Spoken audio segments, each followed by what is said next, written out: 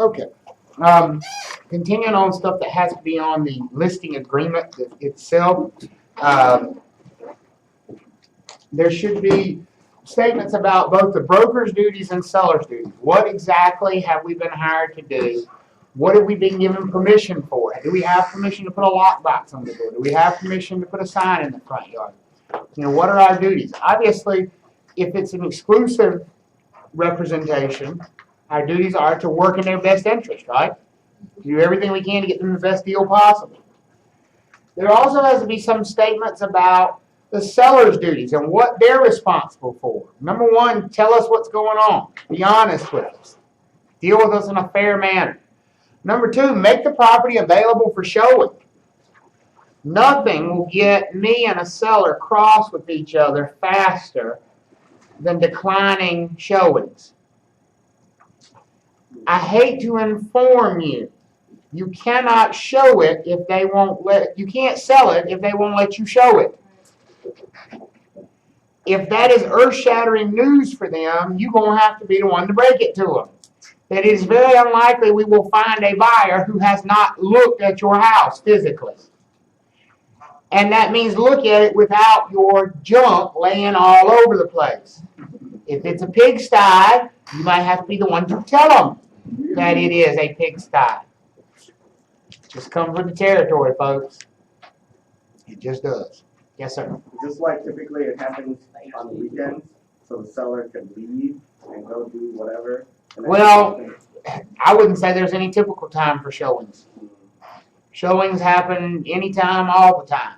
And the more available you are for showings, the more likely your home is to sell. It is just, it's horrible to be selling your house. I mean, you should empathize with your sellers. I mean, yes, I understand this is going to suck. It's going to be terrible.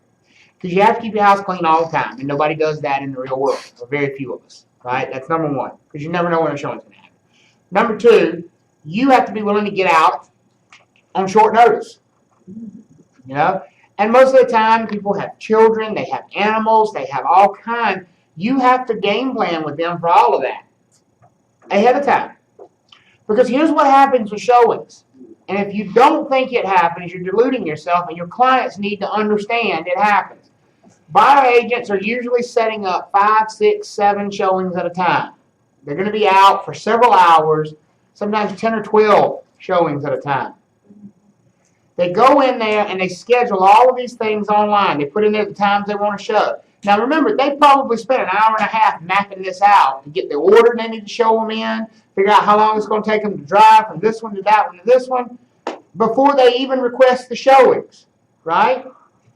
And then they request the showings, and 8 of the 10 they requested approved, no problem. The other 2, they decline. Oh, it's not a good day for us.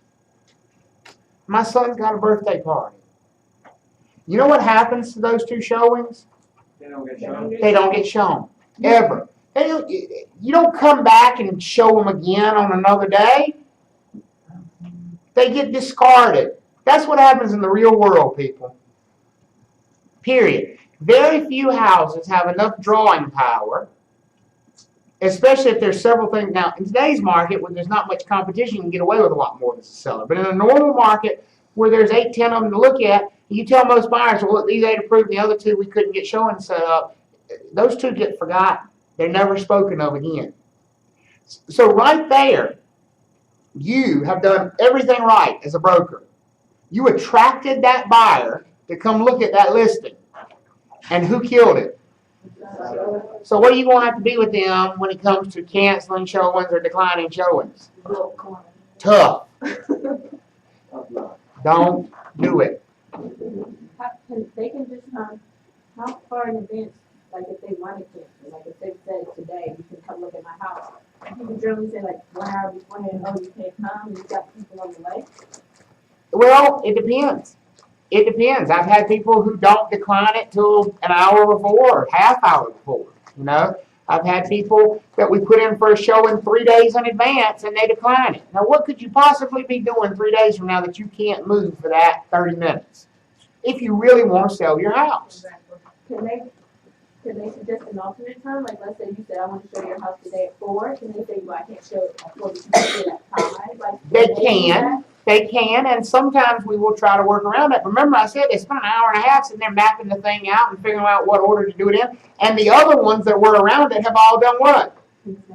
that? They've accepted. So now, to accommodate your scheduling issue, I have to go back and change 3 more showings around. I got to call them back and reset. You know what ends up happening most of the time? Gone.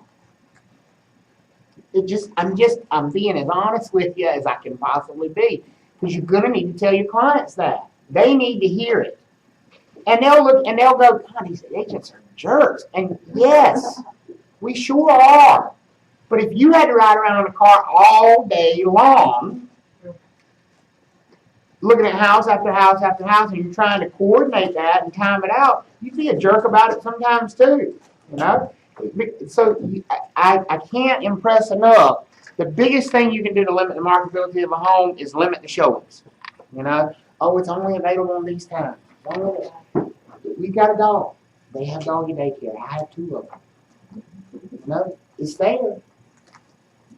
Now, we can easily put in limits and say we need 24 hours notice, but what I would do is put that on the listing so that the agent would see that before they even try to schedule. So that when they want to schedule, they know, okay, I need to give these folks 24 hours notice. But what I would tell my clients is, if we're asking people for 24 hours notice, that means you're going to automatically approve every single one of them that gives you at least 24 hours notice.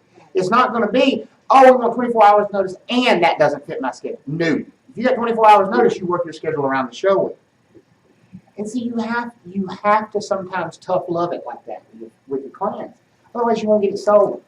And who they don't blame when it doesn't sell? You didn't do enough. Well, you know what I said to one client one time? I said, you know, I wonder if the buyer was amongst those 6 folks that you never let come look at it. Right? They could easily be. So there need to be statements about broker's duties and seller's duties. There should be some statement about handling earnest money. Now, one of them I told you to go and read at some point this week, because you're going to do it at least once a week from now on the rest of the class, right? Those rules comments in the back of the book, the license law rule comments. So what is it, Appendix C, right? It's 21, 22 pages. You're going to read that. A big part of that is handling trust monies, right? I'm going to give you some really good advice about trust money right now. And it's in the listing agreement. It's in the buyer agency agreement. It's on the test. It doesn't matter, and I can't stress this enough. It doesn't matter what a contract says is going to happen to monies that are sitting in a trust account. So what monies in a sales transaction would end up sitting in a trust account most likely? Earnest money. Earnest money is most likely going to end up sitting in a trust account. What's the first word there? Trust. Right? Who does money in a trust account belong to? The buyer or the seller? Buyer. The lawyer. Both. Equally. That's the whole point of a trust account. That money is half the buyer and half the seller. And they can't split it up. They have to agree. Whatever happens with that money, they have to agree. It's like having 2 names on a joint account. You can't take the money out unless both of them sign, right? So no matter what a sales contract says, buyer terminates the contract or it doesn't close, they forfeit the earnest money as liquidated damages. What does liquidated damages mean? That you don't have to go to court for it. Don't have to go to court for it, and you cannot get what? You can't get any more than that. You can't sue for more than that because you've agreed up front, right? Earnest money shall serve as liquidated damages be forfeited to the seller. Boom, says it right there in the sales contract. What do you do with that money when the sales contract says that? What does the escrow agent, the person holding that money, what do you think they do with it when the contract says plainly, the earnest money forfeited as liquidated damages to the seller? What do you do? No! Because whose money is it? Both their money. Both their money. And that language is on a contract. And where do contracts matter, folks? In court. So if they don't both agree on what happens with that money that's sitting in that trust account, where is the only place they can settle that dispute? Court. In court. So what's your lesson for you? If they don't both sign and agree, what do you do with the money? Court. Hold on to You hold it until a court tells you to do something different with it. It's not up to us to decide. That's got to be in this listing agreement. Because here's what the seller's going to think. The seller's going to think, because the contract says I'm supposed to get the money, I want the money, and I want it now. What does the buyer say? I don't want to give you that money. You can't have it. And we can tell the buyer, look, contract says you got to forfeit it. It says it right there. You read it again. I read it 3 times, and it still says you're going to have to forfeit it. But if they won't sign it, what do you do with it? Hold it. You hold it. Until they come to agree. And you need to explain that to your client, the seller, when you're going through that listing agreement, because they're going to get real mad if they don't know that when it does come and they think they're supposed to get that money, and they end up having to wait for the buyer to release it, right? Now, if they go to court, if the seller goes to court and sues for the earnest money, are they going to win? Yes. Yes, because the contract clearly says Right. what should happen. And if they do that, they're probably, not only is the buyer going to lose the earnest money deposit, they're also going to lose court costs and attorney's fees and all that stuff. So that's what you tell the buyer in that situation. You're like, listen, you can do what you want to. You can contest this earnest money and not release it. But if you do that and they sue you and they win, then you may end up paying a lot more money than what you'd be releasing here. That's your call. Does that make sense? But until the escrow agent gets the permission of both, they can't do anything with this money. So they must agree in writing as well, right? They must agree in writing. They must agree in writing on the disposition of that money, whatever it is. If it's to forfeit to the seller, to give it back to the buyer, to split it in half, whatever that agreement is, it's got to be in writing and signed by both of them. And that conversation is going to come up when there's a dispute, when there's a disagreement, like, you know what I mean? Buyers We breach- talked about it before. Mm-hmm. A problem happens. I guess what I'm asking, right? Right. This conversation needs to happen when you list the property. It needs to be in the listing agreement. This is what happens with trust money. This is how trust money is handled. Just so you know, any trust money we might be holding, because could the brokerage firm be holding the earnest money deposit? Yeah. Absolutely. Absolutely. So any trust money we might hold on your behalf, please understand, we can't release it to you without somebody else's permission. Everybody got that? That's a big part of trust accounts, folks. You don't release that money without permission. Okay?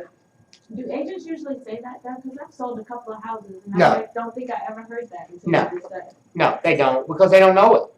Agents think the contract says you're supposed to forfeit the earnest money, so they just do it. I mean, we never went into Right. breach or anything, but I Right. never know that. They just do it. Most agents don't present as an option to their client, you can contest the release of this earnest money, And I don't encourage my clients to do it. In fact, I encourage just the opposite. If my buyer breaches a contract, here's what I'm going to say to them. Listen, you understand you're subject to lose your earnest money here. The contract, here's what it says about you breaching. It says you will forfeit your earnest money deposit as liquidated damages. That being said, you do have to sign here to release that earnest money deposit. If you don't sign it, we can't release it to them. And they say, well, I'm not signing it. They always say that, right? And that's when I say to them, that's fine. Understand, if I was in their shoes and you didn't sign it, I would take you to court. And I'm not an attorney, but considering it's pretty straightforward, plain language here that says you forfeit them the earnest money, if you don't do it, it's pretty likely that the court's going to find in their favor. And if they find in their favor, it's not going to cost you just the earnest money. It's going to cost you whatever their legal fees were. And trust me, their attorney's going to jump all over that. And they're going to bill $20,000 worth of legal fees because they know they're going to get it. Right? That's a slam dunk case. So most of them end up signing it anyway, even once I explain it to them, because there's a huge risk to not releasing it.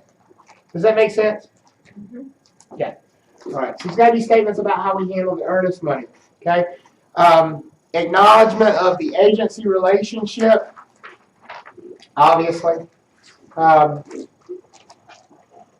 Those are the things that have to be in a listing agreement. Biggest ones to take away from that, and before I get to this, I got one last thing to say. Biggest ones, expiration date. Know what the extender clause is. They like to test on that extender clause thing. Okay? So go back and look over that. Remember, that's the thing that after it expires, if a buyer that became interested before it expires makes an offer, we're still owed a commission unless they do what? Unless they hire a new firm. Make sure you know that extender clause. Make sure you know that this is where the commission has to be stated in the listing agreement. And it must be a negotiable commission. Negotiable in all circumstances. There's no set commissions. Okay? Very important that that's there. Now that last, on the last screen here, it said we had to have an acknowledgement of agency and relationship. Basically what that means is we need some statements in here about what kind of seller representation we're going to provide to them. What kind should we normally be providing to them? Exclusive seller agency, right? What do we have to anticipate could happen though?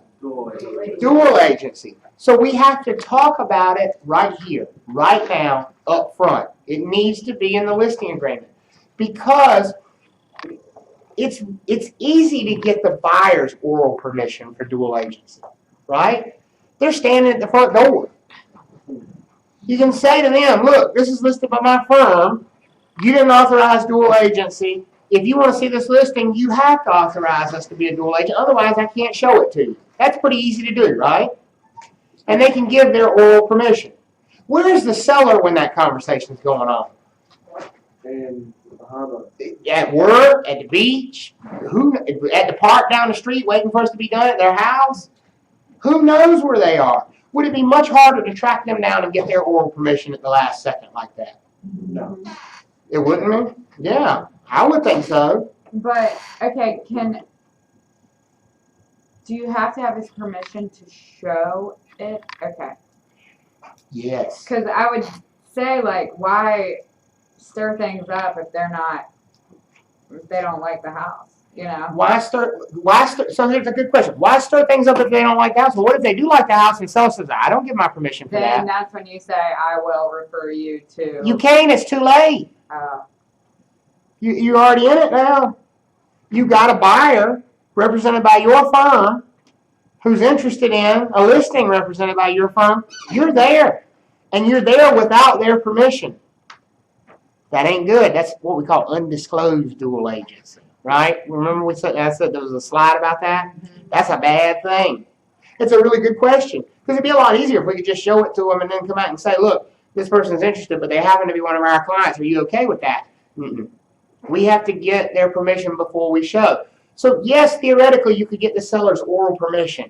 But it's really hard to track down the seller right before showing. Because I'm going to tell you the truth, folks. A lot of times, agents, brokers don't realize this dual agency thing has happened until they get out of the car at the house to show it. You know what jogs their mind? What makes them realize it? The sign in the front yard. That's exactly what happens. Because I don't look at who the listing firm is when I'm scheduling showings. I mean, literally, I could bring you an MLS sheet and you'd have to search for 3 minutes to find the listing firm on it. It's pictures and stats and facts and measurements and numbers and tax IDs and blah, blah, blah, blah, all this stuff. Bottom left corner, tiny little print down there, list office. I haven't looked at that when I'm scheduling all these showings. Now, maybe I should. But I guarantee if I'm not looking, most agents aren't either, right? But when I pull in that driveway and I get out of that car, it's pretty hard to miss that sign sitting in the front yard, right? Right. And you see your company's logo on that sign, your office name on that sign. And let me back up. I just said something and I realized I have not pointed it out to you all previously. Is HPW, Howard Perry Walston, a real estate firm? Yes. No, they are not. Is RE/MAX a real estate firm? No, they are not. Is Century 21 a real estate firm? Yes. No, they No, are not. I'm gonna start going though. Is Keller Williams a real estate firm? No. No. They are brands, folks. Every office of those companies is an individual firm. If there are 2 HPW offices across the street from one another, and one broker who's in this office on this side of the street has a buyer who's interested in a listing that's listed by this office on the other side of the street, is that dual agency? No. No, because those are 2 separate real estate firms.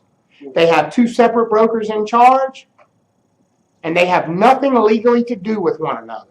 They just kind of all under the same franchise. They all have the same brand. That's all a franchise is branding. It's brand recognizability. It's like when you go to one McDonald's versus the other. They look the same. They're owned by completely different people who don't have anything to do with one another. Right? But they could be owned by the same people. They could be. And even if they are, they're going to each have a manager. No, right, but are some, like, can you open like 20 Mongo Morrissey? Sure. Okay. Absolutely. And every single one of them would have what? Their own broker. Their own broker in charge, and it would all have to be what? Different people. Oh, right. I couldn't be the broker in charge of 20 Farmville Morrissey offices. Okay. Now, I could be the broker in charge of 20 firms if I wanted to be. She's out there like, Oh. waving They gotta be at the us. same Is she thing. locked out? What? The lady that sits right there is like out there Oh. waving at us. I'm like, what is she doing? That's really bad. I heard somebody say the right answer. I could be the broker in charge of 20 real estate firms. It's in the same building.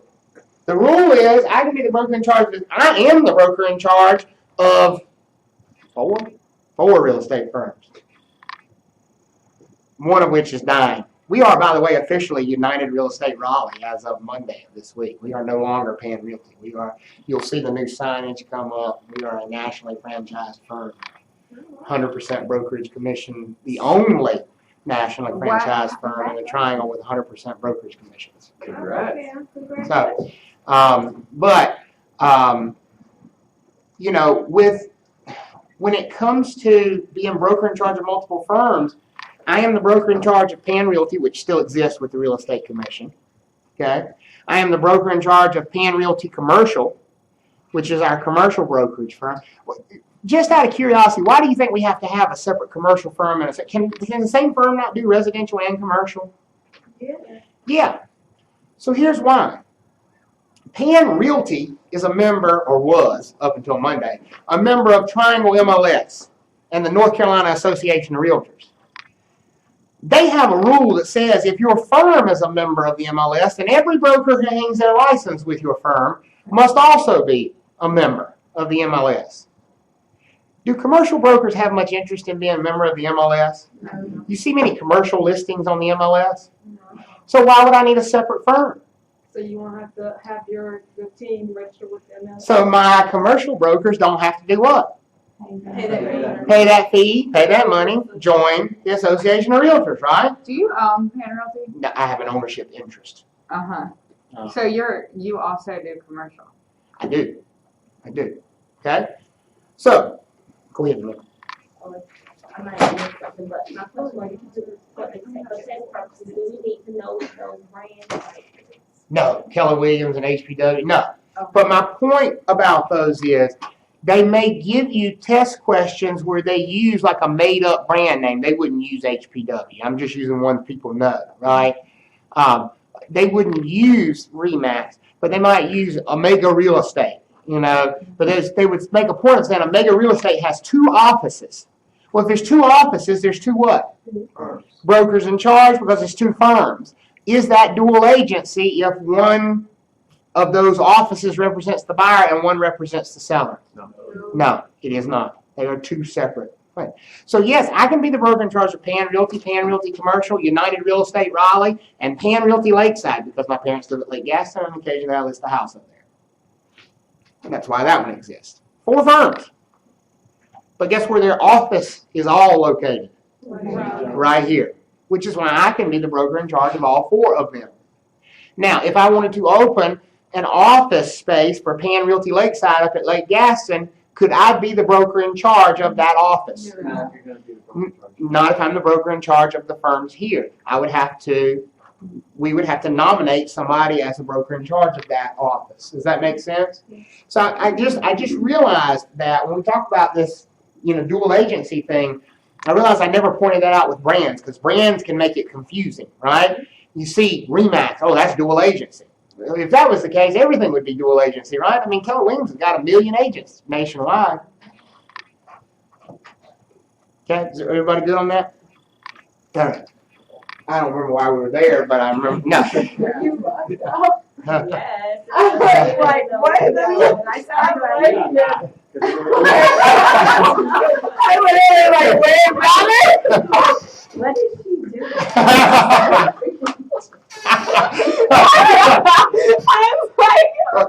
I just looked out there and she's giving somebody the parade wave, like, what did you do? That's because she went 30 waving back at me. I was like, okay. Really? That's really cool right away. I was like, what is she doing? I did not see you locked out, I promise. But I think it's I was hilarious. standing back there closer to her trying to get her attention back there, but then she looked out there. So Of course, I'm sorry, I noticed everything. Oh my gosh, it's crazy. So, we were talking about how dual agency has to show up on the listing agreement, right? Right. Diane being locked out brought me back to where I was. We have to have this permission on the listing agreement. And with a seller, we really need to get it up front. Like I said with a buyer, it's easy to get oral permission from a buyer because you're standing right there with them. You come up to the property, here it is, you see your sign, your company sign, your office's sign. That's what got me to the whole brand thing, right? If I'm a RE/MAX agent and I pull up just because there's a balloon on that sign, does it necessarily mean we're dual agency? No, it would have to be my particular office of RE/MAX, right? Everybody got that? Yes. the office address on those signs? They do not, but they have to have a name that identifies them. The firm name has to be there. Like, for example, Marty Hampton's office is RE/MAX 1. When I first got into business, I was a RE/MAX agent. I was with RE/MAX Winning Edge in Chapel Hill. And so you can't just have RE/MAX on the sign. You have to have the name, the specific name of that firm on there. The HPW office that's here on Strickland Road is HPW Strickland Road. So there's going to be a name for each individual office, and that's what has to be on the sign. So that's what you'd be looking for this dual agency thing. It's easy to get the buyer's temporary oral permission, but the seller is much harder to track down in that instant. I mean, can you imagine me standing there on the front porch of this place and hold on. Let me call it work. Let me call the seller, and then I can't get them, right? So it's really important to get this out of the way up front. So it's got to be in the listing agreement. So what are they authorizing? Are they authorizing just exclusive seller agency? No, they're all trying to do it. Well, I mean, that's what really, we got to ask them. What are you giving me permission to do? Exclusive seller agency? Are you giving me permission for dual agency? And if so, which piece of dual agency are you giving me permission for? True dual agency or designated dual agency? Is the response that you usually get is whatever it takes to sell my home? Yes. Or do you have some that just says, Most of them simply say, I don't want to keep people from looking at it. So whatever gets the most people in here to look at it. That is the most common response. Now that doesn't mean that I don't explain to them, what is? what it entails. Right. So here's what my explanation is, because for me, personally, I do not practice true dual agency. I don't do it. I mean, unless it falls in my lap and I don't have a choice, I don't do it. So what I would say to them is, I would like you to authorize dual agency because our firm represents a couple hundred buyers that are actively looking right now. And I would really hate for us not to be able to show any of those buyers your property. And if you don't authorize dual agency, I can't have my agents show this property. That being said, I personally would not represent a buyer against you, unless I just absolutely had to, and you would know about it ahead of time, and it would be completely unavoidable on my part because I don't do that.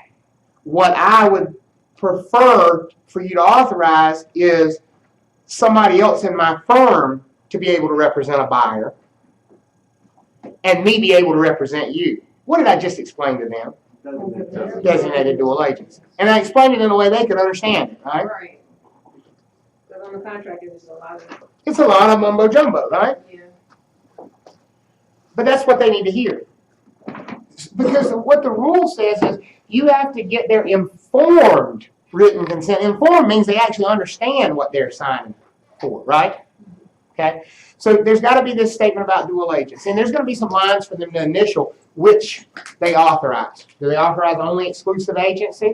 And that's what it says. Seller desires exclusive representation at all times. If they initial that line, can you show it to a buyer represented by your firm? No. You could show it to a buyer, but not one represented by your firm. You could show it to a buyer that was not representing you by your firm because you'd be a what? Still a single exclusive agent. Exclusive agent. And what do we call exclusive seller agents that are working with a buyer but representing the seller? Sub-agents of the seller. Does that make sense? Okay. Yeah, or they can initial authorizing just true dual agency or designated dual agents. Everybody got that? Yep. Good. Good. So those are the things that have to show up in your listing agreements. Okay. Now, something that you're probably going to put in, not the listing agreement itself, but put in the marketing stuff for this property. First piece of marketing stuff I can think of is the MLS itself, right? That's what the MLS is. It's a big marketing tool. But flyers, virtual tours that you're going to do, video tours that you're going to do, postcard mailings, anything that you do to advertise this property, what's one of the pieces of information you're probably always going to want to put on there? Square footage. Why do you want to put it on there? Important. People wouldn't know how to. Important to who? Big. Important to the buyer. Most buyers are not going to react very well to looking at a listing and it not having any square footage on it, right? Now, the Real Estate Commission says that square footage is not a material fact. What does that mean? You don't have to disclose. We don't have to disclose it, but I'm going to back up to something else that wasn't a material fact. The presence of a registered sex offender. Is that a material fact? No. Can we choose to disclose it if we want to? Yeah. Yes. If we do we have to be correct? Yes. And square footage works the exact same way. We are not required by law in North Carolina to disclose square footage. It's not a material fact.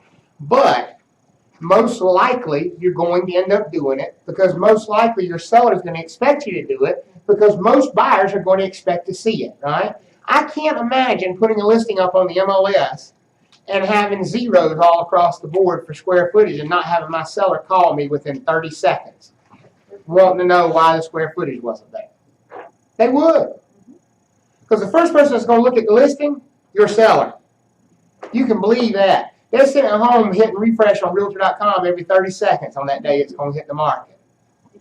They want to see the pictures, they want to see the tour, they want to see this, they want to see that, and they won't email you, they don't call you and say, I don't like this picture, I don't like that, but, you know, you just have, it's part of the deal, okay? But they're going to want to see that square footage there. So here's what the Real Estate Commission says about it. You got to be accurate. And part of being accurate is not taking anybody else's word for it. You can't measure it yourself. You have to personally measure it. There is one other entity you can hire I was gonna say, I don't to really measure it think for you, so. Measure. an appraiser. A licensed North Carolina appraiser.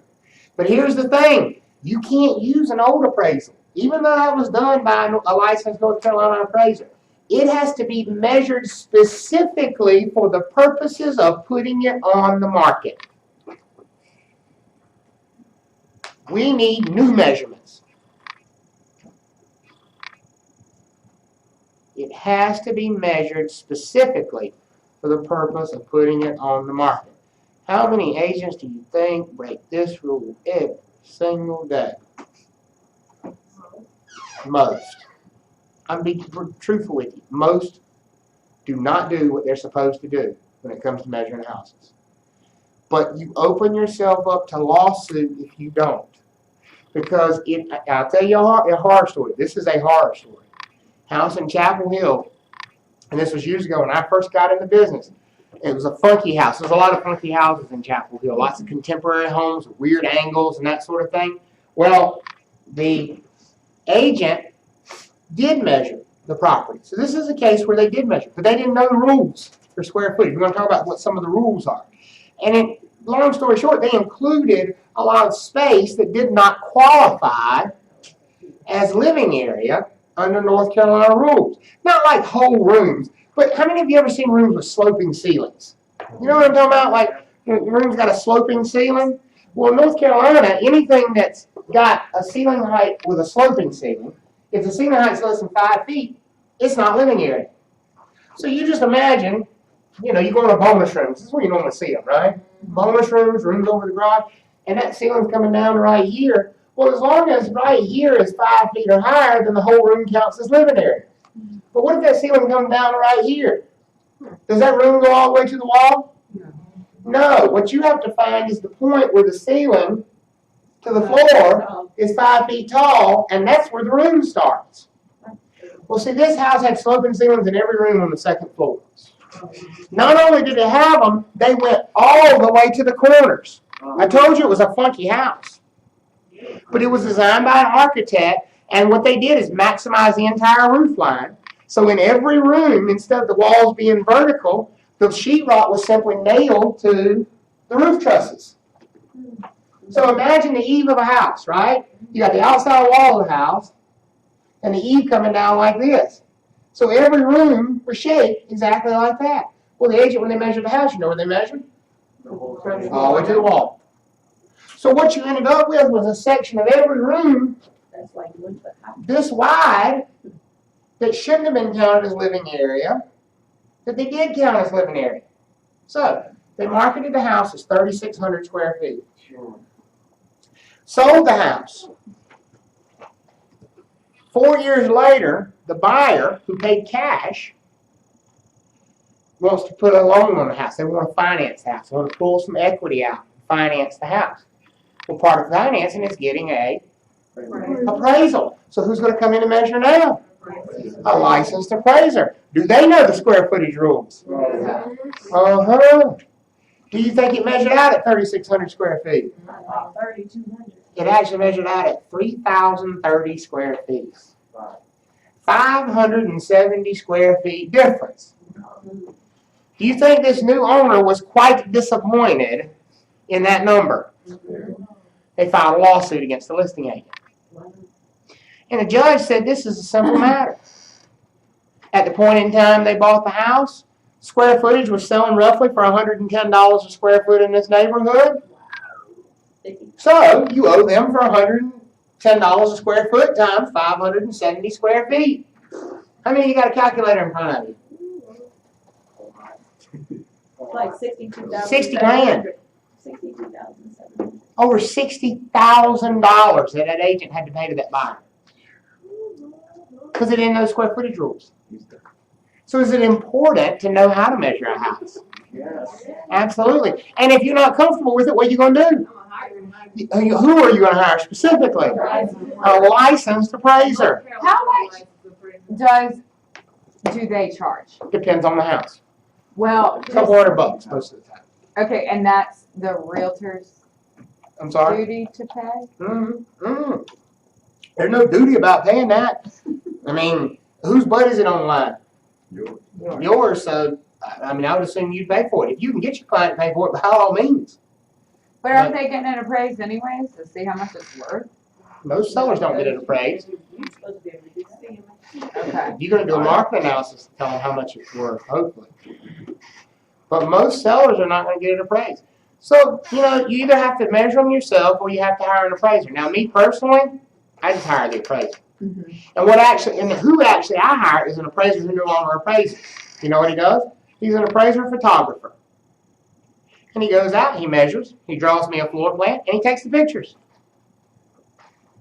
$200. Boom, I'm done. That's what I do. But see now, that liability's not on me anymore.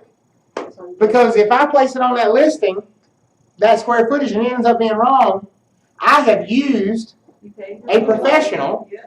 who is certified to do that service, right? Whose liability is it now? Yeah. The appraiser. Does that make sense? Yep. Okay. Yes, ma'am. So is there a time limit, like you said, it was 4 years later? No time limits. So you never measure it out? I measure when I teach how to measure.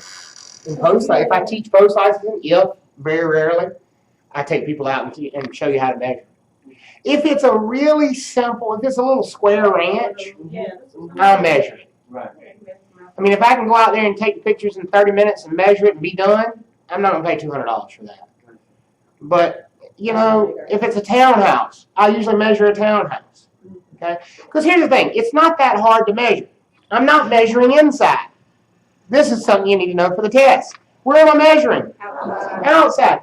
So when we talk about these square footage rules, I don't want you to think about fair. They were never written with fair in mind. The idea of these square footage rules was we need to come up with the simplest possible way to measure a property so everybody is doing it the same way. That's the way these rules were written. Who do you think wrote the rules? The Real Estate Commission. The Real Estate Commission has a guide called Residential Square Footage Guidelines. Okay? And what they say is you should get exterior measurements of the property.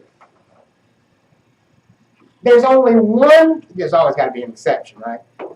There's only one kind of property you don't measure on the outside. Condos. Why condos? There's space inside. Not that they're all attached. Townhouses are attached too. You still measure those on the outside. That stuff is owned by the condo. You don't own the walls on a condo. Remember, you only own airspace. So in a condo, you take what kind of measurements? Interior measurements on a condo. Everything else, you take exterior measurements. And you do not add the 6 inches. Well, if you take exterior measurements, you don't have to worry about adding anything. Okay? Wall to wall, right? Exterior. She asked about the condo. Condo. Oh, in condos, right. You're not adding because you're taking interior measurements on purpose with a condo. Right. Okay? Now, so she asked about adding 6 inches. There are going to be times when you can't take an exterior measurement. It ain't possible. A basement's a pretty good example of that. Right? Unless you've got a shovel and a lot of extra time. It is not practical to measure the exterior of a basement. And you cannot assume that the basement is the same size At the top of the house. as the top of the house, because it may be much smaller. In some cases, it could be bigger. Sometimes, it's a lot of times it's the same size, but you can't make that assumption. Okay? So basements, you're going to have to get interior measurements. If it's finished, remember, if it's not finished, we don't care about measuring, right? Right, because the basement is not included, right? If it's living area, we're going to talk about the definition of living area. Oh, we have it right here, I'm We sorry. haven't gotten to the definition of living area. But if it's living area, we're going to measure it. But we can't get exterior measurements of that. We got to get interior measurements. So to make up for not being able to measure outside, you add 6 inches for every wall that you missed. So if I'm measuring outside, how many walls am I including? On each dimension, not 2 on each dimension, right? So if I had to measure inside that same thing, how many times would I add 6 inches? Twice. So a total of a foot, right? Does that make sence for everybody? Does it make sense for you? Can you draw a picture? Sure. Add Draw it it out. to the link. I don't want to erase that.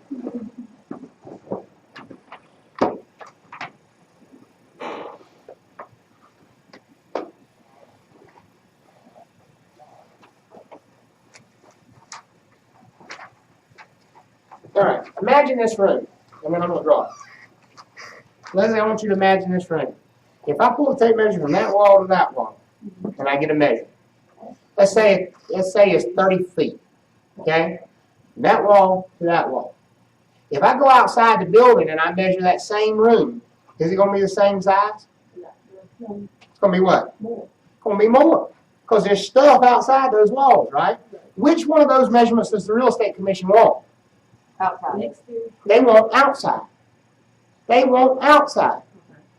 So, What if I can't get outside? If I can't get outside, I have to measure where? Inside. But I got to make up for what I lost by not being able to do the outside, right? I've got to make up for everything outside of this piece of sheetrock. And everything outside of that piece of sheetrock. And the real estate commission says that's 6 inches. So like, So it's 3 and 3 or 6 and 6 6? and 6. Okay. So, like a townhome, you can measure the front and the back on the outside, and you do that for the inside. I mean, for the. A lot of times you can measure the depth from the I outside. guess you can Because a lot of walk to the end. you can walk to the end. They're usually the same depth from one to the other. Now, if they're staggered offset and they're not the same depth, yes, you would have to do an interior measurement. That's a really good question. But most townhouses are kind of just big blocks, you know? Yeah. So if you're doing an interior unit, does everybody understand what she's asking about? And it's the interior unit, how am I going to measure the depth from the outside? I just go to the unit at the end and measure the depth of that one. But how do you said about the slopes earlier? Don't worry about that yet. We got it. That's inside stuff. We still outside. Okay? Because here's what the real estate commission is trying to get across to you. If I measure outside, haven't I included all of the possible living area? There's no way I'm going to be adding anything to that, right? If I get exterior measurements, that's everything that's possible to be included in that house. Does that make sense? So now when I go inside, what kinds of things am I measuring? Things to add or things to take away? Things to take away. Because when I measure outside, if I go measure the outside of this room, I've included everything that could possibly be inside here, right? Now I'd have to come inside and see, are there things that shouldn't be counted as living areas? And that's the way the real estate commission wants you to measure a property. Does that make sense so far? So if I can't get exterior measurements, what am I going to do? We go inside and add 6 per I'm wall. going to get interior measurements and add 6 inches for each wall. Right? Except when it's what? A condo. Condo, we want interior measurements and we do not add the 6 inches. Why is that? We only own airspace with condos. Okay? Everybody good? I can see it. Yep. When you, I understand you said to each wall. So, are you doing only those 2 walls or 1, 2, 3, 4 walls? On the outside, Yeah. you gotta have all of them. Okay. Because remember, when you're doing area, square footage is area, right? Right. You need length times width. Right. So you've got to measure from that corner to that corner, Mm-hmm. and from that corner to that corner, Okay. on the outside. And add 6 inches to each wall. That's only if you measure inside. Okay. But you're only going to measure inside when you can't measure outside. Right. So if I'm measuring inside, that's what I'm asking. If I'm measuring inside, am I doing?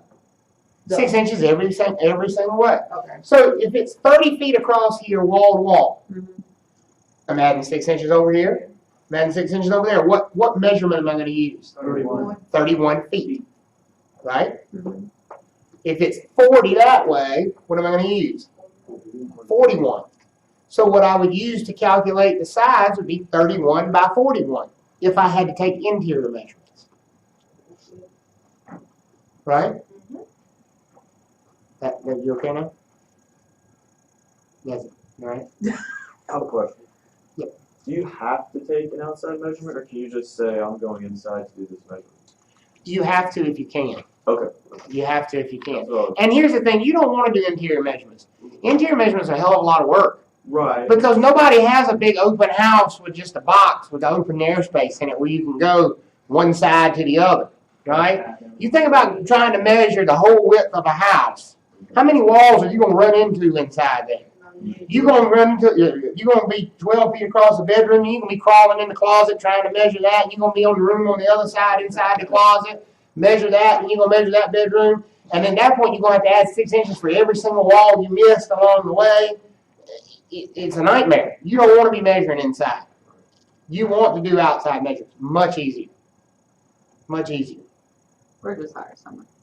But if you're liable, you're going to want it to be accurate, and there's too many things on the inside. And here's what the real estate commission says. The most accurate is exterior.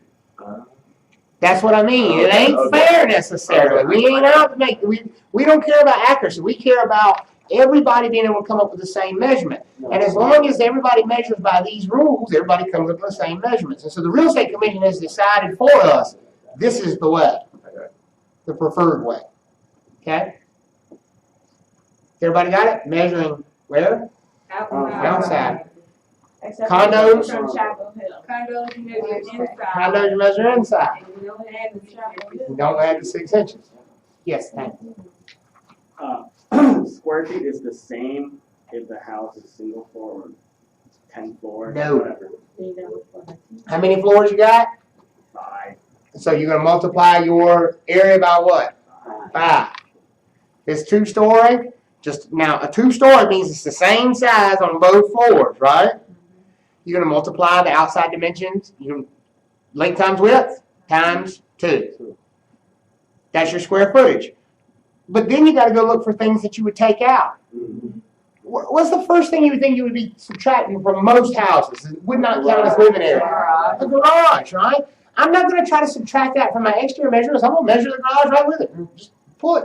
Because when I go inside, I can measure the garage and subtract that out. Does that make sense? And no, you don't have to worry about the 6 inches and all that mess when you're just measuring to take things out. Just measure it and subtract it. Make sense?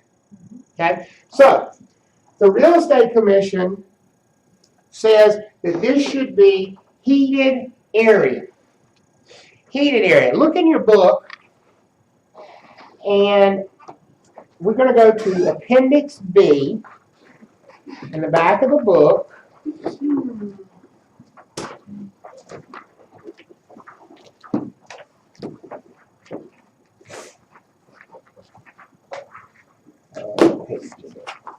Page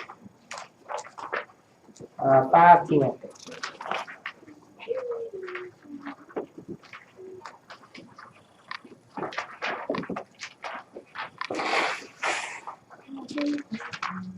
All right, we're going to go over the rules you will need to know for determining what is and what is not heated living area in North Carolina. Well, the first word I just said should give you a clue. What kind of living area? Heated. Did we say anything about air conditioning? No. According to the North Carolina Real Estate Commission, it is not required to be air conditioned to be living area. According to Travis, it most certainly is required to be air conditioned, but I don't make the rules. So, we need a permanent heat source. What's a permanent heat source? Forced air furnace would be a permanent heat source. It's attached. What, a fireplace? Not plugged into the wall. Not plugged in. How about a gas heater mounted on the wall? The ones with the pipes, aren't those? Yep, that's permanent. Mounted on the wall, permanent. But not a little space heater. But not a little electric space heater that you plug in. Not a kerosene heater, for those of you who know what that is. You said kerosene. That's a name brand. It's like sheetrock. For those of you that don't know, Ford knows what I'm talking about, right? I'm sure you have seen many kerosene heaters. It's kerosene that they burn. The brand name was kerosene. Put gas in them. They're fun when you do that. Don't do that. All right? Those are not permanent heat sources. They don't count. If the area doesn't have a permanent heat source, it's not living area. Simple as that. That's the first criteria. Okay? The second criteria that they give you is it's got to be finished. Part of finished is having interior finishes. What's an interior finish on the floor, for example? Carpet, hardwood, linoleum, ceramic tile, Anything over the laminate. anything over the subfloor for the most part, right? Even concrete can be considered an interior finish if it's sealed and and finished, painted, sealed, that sort of thing. Now, raw concrete, probably not. All right, but interior finishes on the walls. What should you see? Sheetrock, drywall, paneling. Curtain. Wallpaper. All right. Those are the interior things. You must see those interior finishes. The big one here, though, is the minimum ceiling height. That's what they're gonna test you on, okay? The minimum ceiling height is at least 7 feet. That's low. That's 7 inches above my head. I'm not gonna be very fun. 7 foot ceiling height, minimum. Don't worry about except under beams. It says it must be at least 6 foot 4 inches under beams. Don't worry about that. Just worry about the minimum 7 foot ceiling height. Okay? Now, the other height thing you have to worry about is those sloping ceilings that I talked about, right? What did I say the minimum height with a sloping ceiling is? 5 feet. Anything less than 5 foot ceiling height doesn't count as living area if it's a sloping ceiling. Obviously, if the whole room has a ceiling height of 5 feet, then none of it counts. Because most of the room has to have at least how much? 7 feet. 7 foot is the minimum ceiling height, except in the case of sloping ceilings, where it goes down to 5 under the slope. So there's a room in there and it's less than 7 feet? Doesn't count as It's a living area. tiny room, but it doesn't count, right? It doesn't count. If it has a ceiling height of less than 7 feet, it does not count as living area, even if it meets all the other criteria. All of North Carolina. All of North Carolina. Okay? Now, the third one, it's a big one. Directly accessible from other heated living area. You cannot have a basement where you have to go outside to go down the stairs to get to it count as living area. It simply doesn't count. I have a question. Right? What about the finished bonus room? I know they say you can't use the garage and you can't use the space above the garage, but if it's finished and it's heated, could you include it? How'd you get there? How do you Like, get can there? you get to it from the house? Yeah, or oh, from the garage? Access through the house. Absolutely. So that'll work? Okay. Absolutely. As long as it's directly accessible without ever leaving. Here's the thing. You can't leave a finished area. Cause see, the home I stayed in now, when it was listed, it didn't include the bonus room, but the bonus room is finished. It has heat, it has an air conditioning, but it didn't include it with the home, so I was, Maybe I said, it's well, a maybe permit. that's why. But I have no idea.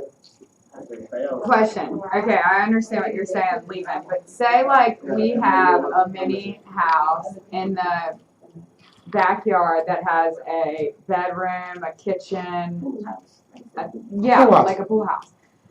Is it living area? Yes. Is it Yeah. living area? No.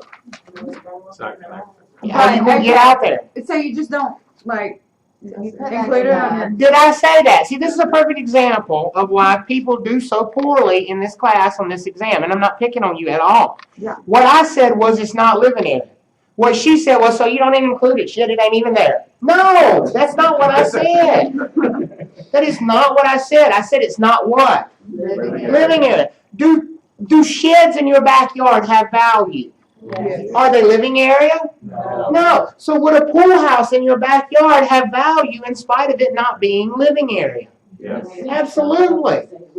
just have to list it separate. But it's going to be listed separately, and it's probably not going to have as much value as that same amount of square footage would have if it were what? Connected to the house, so it was living area. Does that make sense? Of course those things have value, and of course we're going to market them. But that one number, when we look up, it says total square feet, can it include that pool house? No. But okay, so say you say like we have a full house, do you put square feet next to that? Sure, Okay. sure, but not living area. Yeah. Okay. You say total other square footage, Okay. and you list it, and you say other square footage includes finished pool, blah, blah, blah, pool house in the backyard. But it's not living area. That total living area number can't include it. Does that make sense for everybody? You're going to run into this all the time. You're going to have people who finish the space over their garage, but you have to go out to the garage to get to the stairs to get to the thing. Is it living area? No. Does it have value? Yes. Absolutely. I'd rather have that than not have it, right? You know, if the basement is fit, I went to a listing one time up at Lake Gaston, and you walk down the stairs from the house and to the basement. She had finished the basement after the house was built, and the stairs were finished. And you got to the bottom of the stairs and you stepped on bare concrete, and here was the washer and dryer. So on bare concrete, no sheetrock on the walls, no sheetrock on the ceilings. I can see the insulation, and here's the washer and dryer right here. But you walk 8 feet and there's a door. Sheetrock wall, door. You open that door, hardwood floors, pool table, kitchen with granite counters and stainless steel appliances, bathroom with a walk-in tile shower, bedroom with a tray ceiling.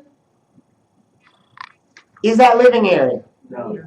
No. Tell her to put that drywall. Because I did what? I left the finished area and I had to go through an unfinished area to get to it. So what did I tell her to do? Put some drywall. Put some drywall up in this laundry room and some linoleum on this floor. I have a question though. That kind of reminded me of basically why mine possibly wasn't listed, the permit. It doesn't matter? So I'm going to ask you an important question. Anywhere on this page does it say anything about a permit being required for it to be living area? It does not. Now, don't draw that conclusion that I just said it's okay for space to be unpermitted. I didn't say that, did I? See, you've got to take me at just what I say. Is unpermitted space living area if it meets all of these criteria? Yes. Yes, it is.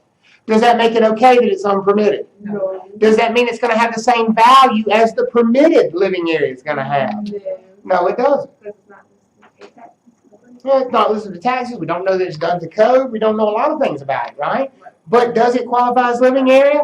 As long as it meets these criteria, it sure does. Okay. If you wanted to sell a property that did have 2 separate houses on it, then it'd be wise to separate or make it Subdivide it? Yeah, subdivide it. Absolutely. I mean, unless it was being sold for the purpose of tearing down the houses and converting it to something else. Because if you think about it, who needs 2 houses on the same piece of property, right? I mean, you got to sell it to one person. You still want to sell it as one, but to get the value or to get the square footage for the second house.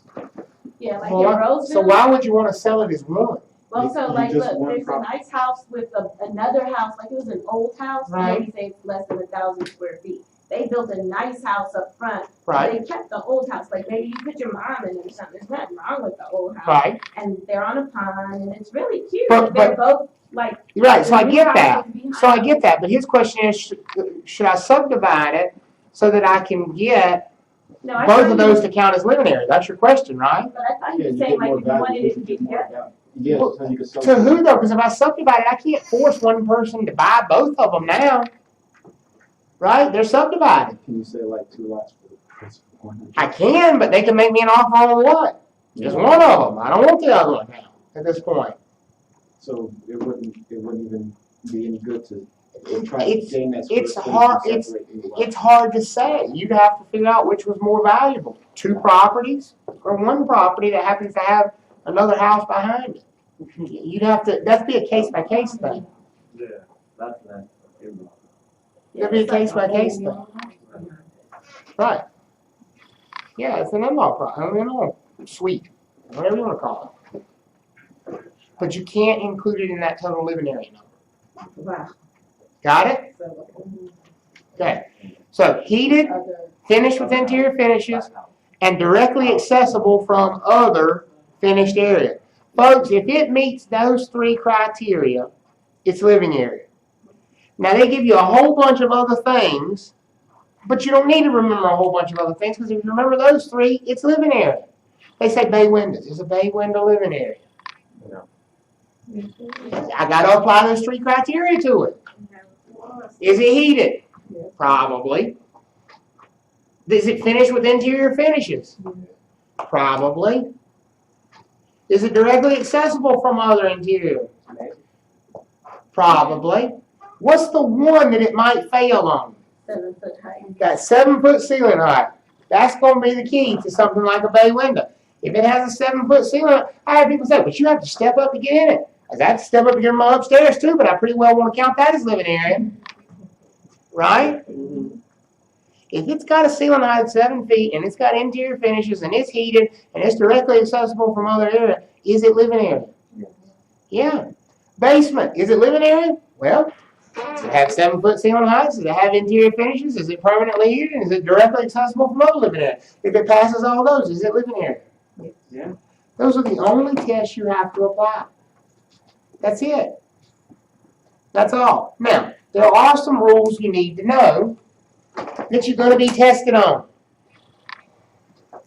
Stairs. Do stairs count as living area?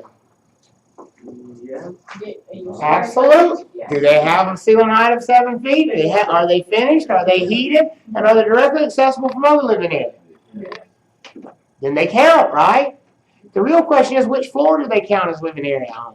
The bottom. That answer is correct. It's not the whole answer, but that portion of what you said is correct. Yes, they count as living area on the first floor. And the second floor. And the second floor. I'm about to say, what if they rap? They count as living area on both floors. And here's what that means in reality, folks. Where did you measure in the first place? Outside. Outside. If you measured on the outside, didn't you already include them? Yeah, don't subtract it out. So don't subtract it out. That's the key. But sometimes with stairs, you do have to subtract something out. Sometimes with houses, not the little crawl space on them. That's not what you have to worry about. Sometimes with houses, we have open air space. You ever been in a 2-story foyer? Yeah. Well, folks, there ain't no living area up there. That's only living area on what floor? The first floor. It's just a room with a really tall ceiling. Right? 2-story family room. Sometimes the staircase has got like a little gap in it. You know, you ever been in a staircase that turns a right angle, and then when you get up at the top, you can look down all the way to the first floor? If there's any open airspace in a house, you have to subtract that out of the second floor. Does that make sense? If it's standard stairs that just go straight up, you don't do anything with them. But if there's airspace anywhere where you can stand on the second floor and look down, and you don't see the floor of the second floor, you see the floor of the first floor, that you have to subtract out. How do you get that measure? Carefully. You guess. You go on the first floor and you kind of look up, and you get as close as you can. The Real Estate Commission gives you 5% either way. 5% doesn't sound like a lot, but it's a lot. I mean, you think about 5% on a 1,500 square foot house. Well, 10% would be 150 square feet, right? 5% is 75 square feet. That's a 7 by 10 room that you could completely miss one way or the other. So that's a pretty big margin for error. You don't have to be perfect with this thing. Matter of fact, if 15 of us go and measure the same house, we're probably going to get 12 different numbers. They won't be big variations. Some will be 1452, some will be 1468, some will be 1439. They'll be very close to each other, but we're all going to get a little bit different number, and that's okay. So you don't subtract out the crawl space under the stairs? No. It's living area. Doesn't even matter if you can or cannot put something there. The Real Estate Commission says, remember, the first thing that they want to make these rules is what? Simple. Simple. You know why they want to make them simple? Because we have to do it, and damn well we need simple. Y'all are already confused and they're simple, right? If they were any harder, we'd be in trouble, right? So the idea here is to make them as simple as they possibly can, and enforce exactly what, so that we can all be consistent with what we're doing. So stairs, you go in a house. Remember, you've measured on the outside. Are you adding anything? Are we only looking for stuff to subtract? Subtract. We're looking for stuff to subtract. So I go in and I look at the stairs. What I'm looking for, and what I would do, I walk to the top of the stairs, and I look around and I look down. Is there anywhere that I can, from the top of the stairs, can see the first floor? If there is, I need to subtract out that open space. Right? Does that make sense? Mm-hmm. That open space doesn't exist on the second floor. Right. What's the other thing I'm going to be looking at automatically to subtract out? Ceiling. 2-story rooms. 2-story rooms, same thing here. The garage, like we said, right? Those are the things you're looking for. You subtract out the 2-story room, but then you add back in. You know how a lot of them have that little catwalk? You add that back in. You know what I'm talking about? No. Don't worry about that. Yeah. You talking about you talking about the actual Like, hallway? Yeah, but they're built like catwalks to, I guess. Like around the edge of the room? It's right across the middle, Oh, like you go to the top of the it's stairs and take a two-story right. rooms on both sides of it, and there's only. Yeah, like, that's the catwalk. hallway, right? Right. Yeah, it's the hallway to get from the one side. Yeah, that counts as living area. You don't subtract that out. You subtract out the open space on either side of it. Yeah. Only the open air space. Okay? Now, there might, I said you're not going to be adding anything. I lied. There might be something you have to add. Those places where you can't get exterior measurements. If the house has got a finished basement that qualifies as living area, are you going to have to go measure it from the inside at that point? Yeah. Absolutely. If the house has a finished third floor walk-up attic that you couldn't even see from the outside, are you going to have to get interior measurements there? Absolutely. Absolutely. Those would be the things you'd be looking to add in. But for the most part, you're looking for stuff to subtract out when you go inside. Everybody got that? Make sure you know the rules. Minimum ceiling height's how much? Unless it's a sloping ceiling, then it's 5. Permanently what? Heated and finished, right? And what's the last one? Directly accessible from other finished area. Those are the big ones. If it meets those criteria, then it's living area. And it counts as living area. Even if it doesn't count as living area, though, you're still going to market it. You're still going to say, we got this other area. Okay? All right. Let me see what else we've got here. All right. Let's take a break there. And when we come back, we're going to do some math.